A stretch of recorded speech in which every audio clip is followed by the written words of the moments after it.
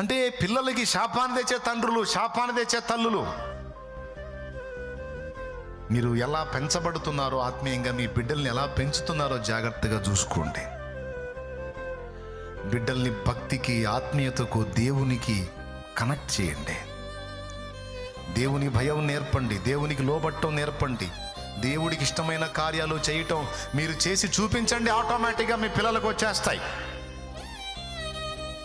మాటలు చెప్పకండి, మీరు చేసి చూపించండి.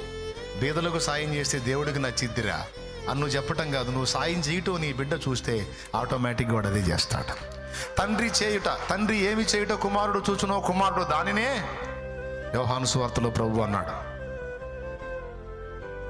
దేవునికి మహిమ. మనం ఏం చేస్తామో మన పిల్లలు చూసి అదే చేస్తారు. మనమే లోక సంబంధంగా, శరీర సంబంధంగా, మనమే లోకాశలు చంపుకొని దిక్కుమాలిన స్థితిలో నడుస్తుంటే మన పిల్లలు మంచి త్రోవలు ఎలా నడుస్తారు? నేను చెప్తున్నాను, తిమోతి అవ్వ తిమోతిలో విశ్వాసపు పునాది వేసిందిట. ఆ విశ్వాసం అనేది అక్కడి నుంచి ట్రాన్స్ఫర్ అవుతుంది. అందుకే తిమోతి ఎంత గొప్పవాడయ్యాడంటే, పౌలుకున్న శిష్యులలో తిమోతి కంటే గొప్ప గుర్తింపు పొందినోడు ఇంకొకడు కనపడడు మనకి. అవునా?